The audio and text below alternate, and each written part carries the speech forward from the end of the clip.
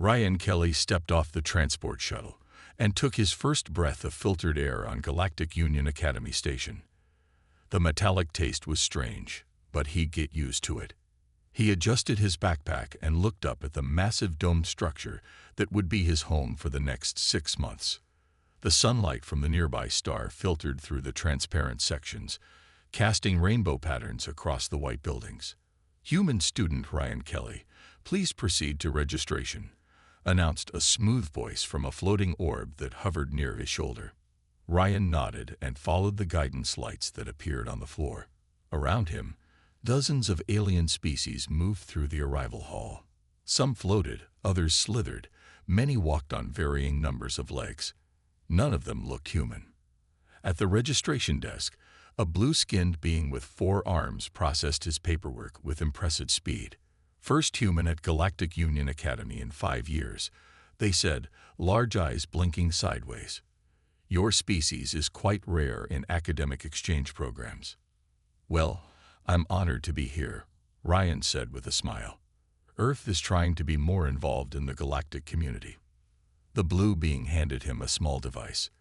"This is your student pass and room assignment. Your Earth ambassador assured us your quarters have been properly adjusted for human needs." Ryan thanked them and made his way to the dormitory section. The device projected a small map that guided him through winding corridors, filled with students of all shapes and sizes. Some gave him curious looks, others quickly moved out of his path. When he reached his assigned room, Ryan pressed his thumb to the scanner. The door slid open with a soft hiss. Inside, 3 beings froze and stared at him. "Hello," Ryan said, waving awkwardly. "I'm Ryan, from Earth. Looks like we're roommates." The smallest creature, floating about 3 feet off the ground, was a translucent jellyfish-like being with glowing internal organs. Its voice came out as a series of clicks that his translator converted. "You're the human, the Deathworlder." Ryan laughed. "I guess that's me, though we don't call ourselves that." "I am Zix," the jellyfish said, drifting slightly backward. "From Quarrel." A tall bird-like creature with colorful feathers and a sharp beak stepped forward, though kept a careful distance. "Vipa of Stealth. I did not know our 4th roommate would be a human." The last roommate, a scaled being with 4 eyes and a long tail, remained in the corner. "Drogzol," it said simply, all 4 eyes fixed on Ryan. Ryan set his bag down on the empty bed. "Nice to meet you all. I promise I don't bite." He laughed at his own joke, but none of the aliens joined in. If anything, they seemed to grow more tense. "So, what classes are you all taking?" Ryan asked, trying to break the uncomfortable silence as he unpacked. Zix's translucent body pulsed with light. "Advanced Xenobiology, Galactic History, and Quantum Communications. Stellar Navigation and Trade Economics," Vipa added, her feathers smoothing down slightly. Droxel clicked something that translated as Diplomatic Theory and Cultural Exchange. "Cool," Ryan said. "I'm taking Interspecies Communication, Galactic Politics, and Physical Education. Thought it would be fun to stay in shape while I'm here." All 3 aliens went completely still. Vipa's feathers puffed out in what Ryan would later learn was extreme alarm. "You signed up for Physical Education." Zix's translator had a strange tone now. "Yeah, why not? I was on the swim team back home. Figured it would be interesting to see what kind of activities you guys do." Droxel made a sound that didn't translate, but seemed like a whimper. Vipa and Zix exchanged looks that clearly communicated distress. "Is something wrong?" Ryan asked, genuinely confused. "Humans are," Vipa began, choosing her words carefully, "known for their physical capabilities. It is why you are classified as Deathworlders." "Really? Like what? I'm pretty average by human standards." Zix's body had moved to the highest point in the room, as far from Ryan as possible. "Your endurance, your strength, your ability to withstand injury. The stories say humans can continue running even after being severely damaged." Ryan laughed. "You mean like adrenaline? I guess we can push through pain sometimes, But it's not like we're invincible. The physical education instructor, Professor Lilith, will need to be informed, Drogsel said quietly. Special safety protocols will be required. Ryan sat on his bed, confused but amused. These aliens were actually afraid of him. This semester was going to be more interesting than he'd expected. Ryan Kelly stepped off the transport shuttle and took his first breath of filtered air on Galactic Union Academy Station. The metallic taste was strange, but he'd get used to it. He adjusted his backpack and looked up at the massive dome structure that would be his home for the next 6 months. The sunlight from the nearby star filtered through the transparent sections, casting rainbow patterns across the white buildings. Human student Ryan Kelly, please proceed to registration, announced a smooth voice from a floating orb that hovered near his shoulder. Ryan nodded and followed the guidance lights that appeared on the floor. Around him, dozens of alien species moved through the arrival hall. Some floated, others slithered, many walked on varying numbers of legs. None of them looked human. At the registration desk, a blue-skinned being with 4 arms processed his paperwork with impressive speed. First human at Galactic Union Academy in 5 years, they said, large eyes blinking sideways. Your species is quite rare in academic exchange programs. Well, I'm honored to be here, Ryan said with a smile. Earth is trying to be more involved in the galactic community. The blue being handed him a small device. This is your student pass and room assignment. Your Earth ambassador assured us your quarters have been properly adjusted for human needs. Ryan thanked them and made his way to the dormitory section. The device projected a small map that guided him through winding corridors, filled with students of all shapes and sizes. Some gave him curious looks. Others quickly moved out of his path. When he reached his assigned room, Ryan pressed his thumb to the scanner. The door slid open with a soft hiss. Inside, 3 beings froze and stared at him. Hello, Ryan said, waving awkwardly. I'm Ryan, from Earth. Looks like we're roommates. The smallest creature, floating about 3 feet off the ground, was a translucent jellyfish-like being with glowing internal organs. Its voice came out as a series of clicks that his translator converted.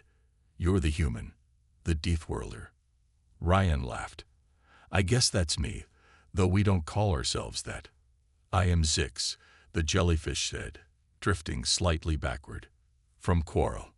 A tall bird-like creature with colorful feathers and a sharp beak stepped forward, though kept a careful distance. Vipa of Stealth. I did not know our 4th roommate would be a human. The last roommate, a scaled being with 4 eyes and a long tail, remained in the corner. Drogsel, it said simply, all 4 eyes fixed on Ryan. Ryan set his bag down on the empty bed. Nice to meet you all. I promise I don't bite. He laughed at his own joke, but none of the aliens joined in. If anything, they seemed to grow more tense. So what classes are you all taking? Ryan asked, trying to break the uncomfortable silence as he unpacked. Zix's translucent body pulsed with light. Advanced Xenobiology, Galactic History, and Quantum Communications. Stellar Navigation and Trade Economics, Vipa added, her feathers smoothing down slightly. Drogsel clicked something that translated as Diplomatic Theory and Cultural Exchange. Cool, Ryan said. I'm taking Interspecies Communication, Galactic Politics, and Physical Education. Thought it would be fun to stay in shape while I'm here. All 3 aliens went completely still. Vipa's feathers puffed out in what Ryan would later learn was extreme alarm. You signed up for physical education. Zix's translator had a strange tone now. Yeah, why not? I was on the swim team back home. Figured it would be interesting to see what kind of activities you guys do. Drogsel made a sound that didn't translate, but seemed like a whimper. Vipa and Zix exchanged looks that clearly communicated distress. Is something wrong? Ryan asked, genuinely confused. Humans are, Vipa began, choosing her words carefully, known for their physical capabilities. It is why you are classified as Deathworlders. Really? Like what? I'm pretty average by human standards. Zix's body had moved to the highest point in the room, as far from Ryan as possible. Your endurance, your strength, your ability to withstand injury. The stories say humans can continue running even after being severely damaged. Ryan laughed. You mean like adrenaline? I guess we can push through pain sometimes, but it's not like we're invincible. The physical education instructor, Professor Lilith, will need to be informed, Drotzel said quietly. Special safety protocols will be required. Ryan sat on his bed, confused but amused. These aliens were actually afraid of him. This semester was going to be more interesting than he'd expected. The day of Ryan's first gym class arrived. He put on the standard issue exercise clothes provided by the academy, stretchy gray shorts and a light blue shirt. They felt normal enough, though the material seemed to monitor his vital signs. Ryan walked into the gymnasium and stopped short. The large space had been completely transformed. New safety barriers divided the room. Warning lights flashed softly along the walls. Most surprising were the medical staff standing by with equipment Ryan didn't recognize. Professor Lilith glided forward on her 8 tentacles. Student Kelly, welcome to physical education. Her voice was calm, but Ryan noticed how her eyes darted over him. Assessing. Thanks, Ryan said. This all seems a bit much. I'm just here to exercise like everyone else. Of course, she said. Safety protocols are standard for all species with unique requirements. She directed him to a separate area marked with yellow lines. This will be your zone for today's activities. The other students filed in, all keeping maximum distance from Ryan. He recognized a few from his classes, including his roommate Six, who hovered anxiously near the ceiling. Kira had mentioned gym was required for first-year students of all species. Today we begin with basic movement assessment, Professor Lilith announced. All students will perform stretching, followed by a cardiovascular endurance test. The class spread out to start warm-up exercises. Ryan followed along, touching his toes and rotating his arms. He noticed several students watching him with a mix of fear and fascination. Their stretches looked strange to Ryan. Some species bent in ways that seemed impossible, while others barely moved at all. Now for our cardiovascular assessment, Professor Lilith said. Each student will move at increasing speed around the track until reaching moderate exertion. Monitoring devices will record your output. Students began taking turns on the oval track that circled the gym. Some moved quickly on multiple legs, others glided or hopped. A few flew short distances. None maintained their pace for more than a couple of minutes before stopping, breathing heavily. When Ryan's turn came, he jogged at what he considered a very easy pace. He was careful not to run too fast, wanting to avoid frightening anyone. After 2 minutes, he wasn't even breathing hard. Student Kelly, your heart rate is increasing, Professor Lilith noted, watching a monitor. You may stop now. I'm fine, Ryan said. I usually jog for at least 30 minutes back home. A gasp went through the room. A small green alien with large eyes made a high-pitched sound of distress. 30 minutes of continuous movement. Professor Lilith's tentacles curled with surprise. That is not possible for most species. Ryan slowed to a walk. Really? Humans do marathons that last hours. The monitor he wore beeped, and Professor Lilith moved closer to examine it. You are producing excess moisture, she observed. Oh, that's just sweat, Ryan said, wiping his forehead. It's how humans cool down during exercise. Another collective gasped. A tall, spindly alien backed away quickly, bumping into others. Toxins, someone whispered loudly. No, Ryan said quickly. It's just water and salt. It's harmless. But panic was already spreading. The small green alien who had gasped earlier suddenly fainted. 2 medical staff rushed forward. Class dismissed early today, Professor Lilith announced. Student Kelly, please remain for a moment. As the other students hurried out, Ryan noticed some were recording him with small devices. His roommate Zix had disappeared completely. Professor Lilith approached once the room was empty. "I believe we need to adjust your physical education program," she said. "I barely did anything," Ryan protested. "I was taking it easy." What you consider taking it easy would be extreme exertion for most of our students.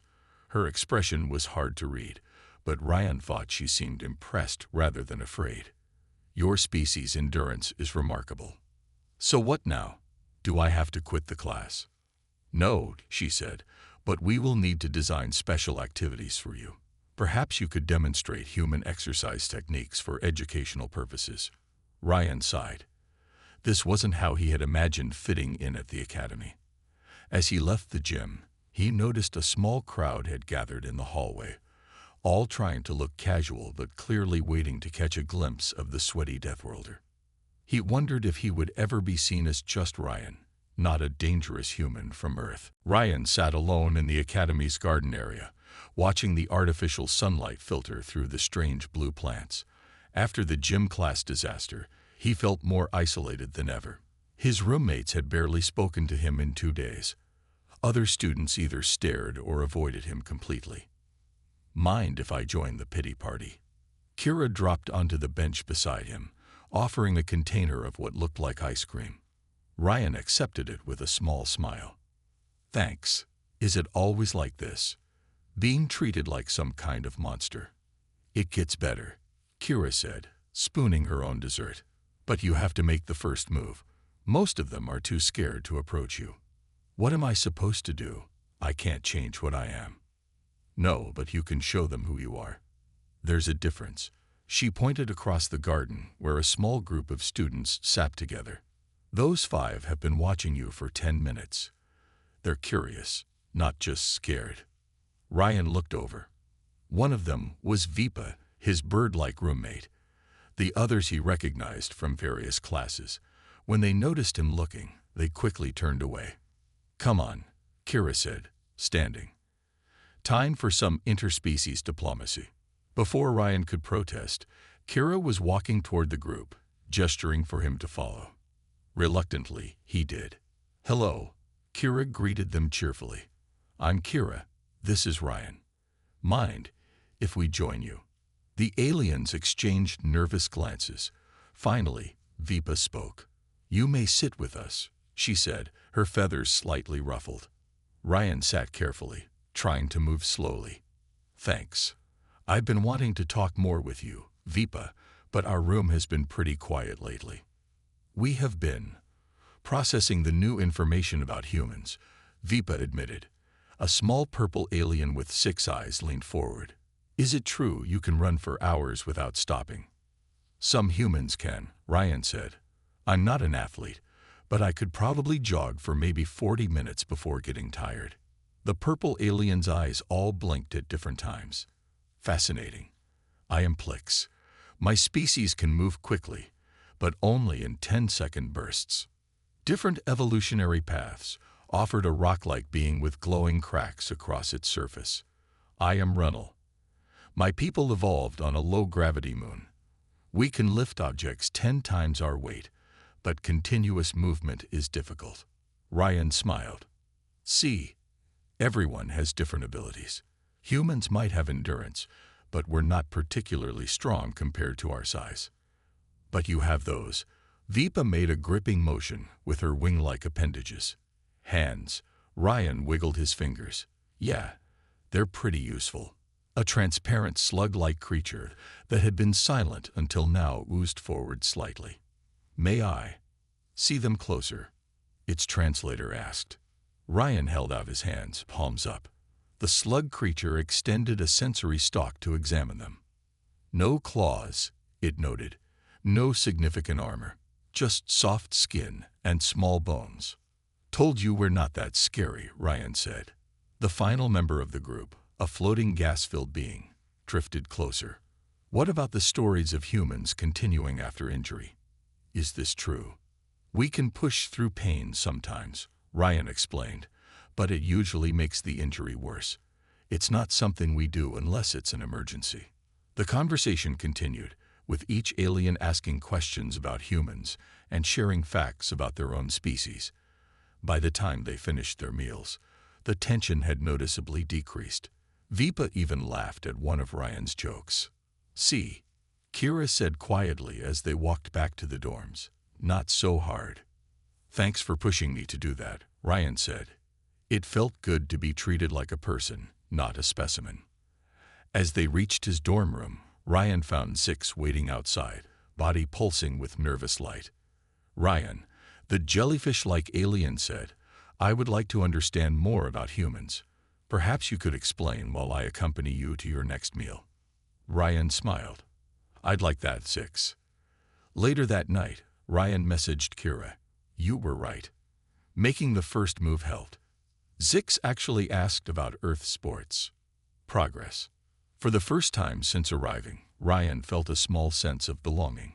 He wasn't just the human anymore. He was becoming Ryan, a student who happened to be human. 2 weeks later, Ryan entered the dining hall with his growing group of friends. Vipa and Zix walked beside him, no longer keeping a fearful distance. Plix, Runnel, and 2 new students joined them at what had become their regular table. "Did you hear?" Vipa asked, her feathers fluttering with excitement. "Grax has been saying things about you in advanced xenobiology." Ryan sighed. "What now?" Grax was a large, bear-like earthen student with thick fur and impressive claws. Since Ryan's arrival, Grax had been loudly skeptical of the dangerous human stories. He claimed humans were overrated and weak compared to earthens. He says humans only seem strong because they compete against weaker species, Plix said, all 6 eyes blinking rapidly. "He says on his world, you would be considered fragile." Ryan shrugged. "He's probably right. Earthens evolved on a higher gravity planet with predators even bigger than they are. They're naturally stronger than humans." "But he is challenging you," Zix added, body pulsing with concerned light. "He wants to prove his superiority in public." Ryan nearly choked on his food. "He wants to fight me."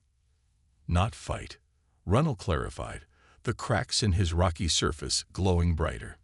"He wants a physical competition, a test of abilities." At that moment, Kira dropped into the seat beside Ryan. "So you've heard about Grax's challenge. The whole academy is talking about it." "I'm not fighting anyone," Ryan insisted. "That's exactly the kind of thing that makes everyone afraid of humans." "It wouldn't be fighting," Kira explained. "The administration would never allow that. It would be regulated physical tests. Lifting, running, climbing. Like a mini Olympics." Ryan frowned. "I'm not interested in proving anything." "You wouldn't be proving anything," Vipa said softly. "You would be teaching, showing that different species have different strengths." Ryan considered this. Over the past weeks, Professor Lilith had asked him to demonstrate human exercises for educational purposes. The other students had slowly become less afraid and more curious about human physical capabilities. "Grax has been saying that all Deathworlders exaggerate their abilities," Plix added. "He's making others doubt the friendship you've built." As if on cue, the dining hall doors opened and Grax entered. He stood nearly 7 feet tall, his brown fur thick and bristling. He spotted Ryan and walked directly to their table, each heavy step making the floor vibrate slightly. "Human," Grax said, his deep voice rumbling. "I hear you are quite impressive in your special gym class, always separate from the rest of us."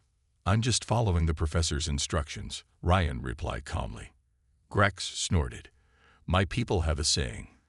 Claims made in private are often lies told in comfort. If you are truly as capable as stories say, prove it." The dining hall had gone quiet. All eyes were on their table. "What exactly are you suggesting?" Ryan asked. "A simple contest. Tests of strength, speed, and endurance. Let the academy see what humans and earthens can really do." Ryan glanced at his friends. Zix was pulsing nervously, but Vipa gave a small nod of encouragement. "What would be the point?" Ryan asked. "Different species have different abilities. It's not about who's better." "Exactly," Grax said, surprising everyone. My people are tired of being feared just for our size and strength, just as you must be tired of the whispers about dangerous humans. Let us show everyone the truth of our capabilities, both strengths and limitations. Ryan hadn't expected this perspective. He studied Grax more carefully and realized the Earthen wasn't being entirely hostile. There was a hint of something else, perhaps respect, or even a desire for understanding. Okay, Ryan decided. But it has to be fair. Tests that showcase different abilities, not just raw strength. Grax's mouth opened in what might have been a smile. Agreed. I will speak with Professor Lilith about organizing this event. As Grax walked away, the dining hall erupted in excited conversations. Are you sure about this? Kira asked quietly. Ryan nodded. Maybe this is exactly what everyone needs, to see different species working at their limits, respecting each other's abilities. His friends looked worried but supportive. The challenge had been accepted. Now Ryan just had to prepare to represent humanity in front of the entire academy. The day had been normal until the alarms began. Ryan was in interspecies communication class when the lights suddenly turned red and a calm voice announced, "Emergency protocols activated. Section 4 experiencing structural failure. All students returned to dormitories immediately." Ryan joined the crowd moving through the hallways. The normally ordered academy was now filled with nervous chatter as students and staff hurried in different directions. What's happening? Ryan asked a passing professor. Power failure in the engineering wing, the insect-like teacher clicked. Some students are trapped. Rescue teams are responding. Ryan felt a tug on his sleeve. It was Kira, looking unusually serious. Ryan, Vipa, and Zix were in advanced engineering. That's in Section 4. His stomach dropped. Are they okay? I don't know, but the rescue teams are struggling to reach them. The temperature is rising in that section, and most species here can't handle the heat. They pushed against the flow of students until they reached a security barrier. Beyond it, academy staff were gathered around display screens showing the damaged section. Professor Lilith was there, her tentacles moving rapidly as she coordinated with other faculty. "Professor," Ryan called out, "our friends are in there." Professor Lilith turned. "Student Kelly, Student Matthews, you should return to your dormitories." "We can help," Kira said firmly. "Humans can withstand higher temperatures than most species here. And we have good endurance," Ryan added. "If people are trapped, we might be able to reach them." The professor hesitated. The temperature in Section 4 is approaching 90 degrees Celsius. The structural supports are compromised. It's too dangerous. That's hot, but humans can withstand it for short periods. Kira insisted. Our bodies can cool themselves. And we're smaller than your rescue teams, Ryan pointed out. We can fit through narrow spaces. A loud crash echoed from beyond the barrier, followed by new alarms. The staff looked at their displays with increased concern. "The main support beam has collapsed," someone reported. "Regular rescue personnel cannot reach the trapped students now." Professor Lilith's eyes narrowed as she studied Ryan and Kira. "You are serious about this offer?" They both nodded. "Very well. But you must wear emergency suits and carry communication devices, and you must turn back if I order it." Minutes later, Ryan and Kira were fitted with lightweight protective gear. The suits wouldn't fully protect them from the heat, but they would help. Each carried water bottles and emergency supplies. The life signs show 12 students trapped in the main engineering lab. Professor Lilith explained, showing them a map. "The normal route is blocked by debris. You'll need to go through the maintenance tunnels." As they approached Section 4, Ryan could feel the heat intensifying. Sweat already formed on his forehead. "Remember what we talked about," Kira said. "Short exposure only. If you feel dizzy, turn back immediately." Ryan nodded. "Let's find our friends." They entered the maintenance tunnel, which quickly became hot and filled with smoke. Ryan could feel his lungs working harder, his shirt becoming soaked with sweat beneath the emergency suit. The traits that had frightened his classmates, human endurance and heat tolerance were now their greatest hope. After 10 minutes of crawling through increasingly narrow passages, they reached a sealed door. The control panel was damaged, but Kira managed to manually override it. The door slid open to reveal the engineering lab. Parts of the ceiling had collapsed, and several workstations were crushed. In the far corner, a group of students huddled together. Ryan spotted Vipa's colorful feathers and Six's glowing body. But what surprised him most was seeing Grax. The large earthen was holding up a fallen beam, preventing it from crushing 3 smaller students. "Help!" Grax growled, his muscles trembling with effort. "Cannot hold much longer." Ryan and Kira rushed forward. Even with their human strength, they couldn't lift the beam alone. Instead, they quickly helped the small students scramble to safety, then worked with Grax to carefully lower the beam. Grax collapsed to his knees, breathing heavily. His fur was matted with sweat, and he looked at Ryan with new respect. "The exit is blocked," Vipa said, her voice shaking. "We've been trying to find another way out." "We came through the maintenance tunnels," Ryan explained, already helping the weakest students to their feet. "It's hot and tight, but it's our only option." "Some of us won't fit," Grax said, looking at his own bulky frame. "Then we make multiple trips," Kira decided. "The smallest students first." Together, they began the difficult process of evacuation, fighting against heat, smoke, and time. A week after the rescue, the Galactic Union Academy held a special ceremony in the main hall. Ryan stood uncomfortably on stage next to Kira, Grax, and several other students who had helped during the emergency. The entire academy had gathered to watch. "Today we recognize the courage and cooperation that saved 12 lives," announced the academy director, a tall, silver-skinned being. "When our normal procedures failed, these students stepped forward despite great personal risk." Ryan shifted nervously. He wasn't used to this kind of attention. In the audience, he could see Vipa, Zix, and Drogzol watching proudly. Near them sat Professor Lilith, her tentacles arranged in what Ryan had learned was a gesture of respect. The director continued, "In particular, we recognize students Kelly and Matthews, who used their unique human physiology to reach the trapped students when our rescue teams could not.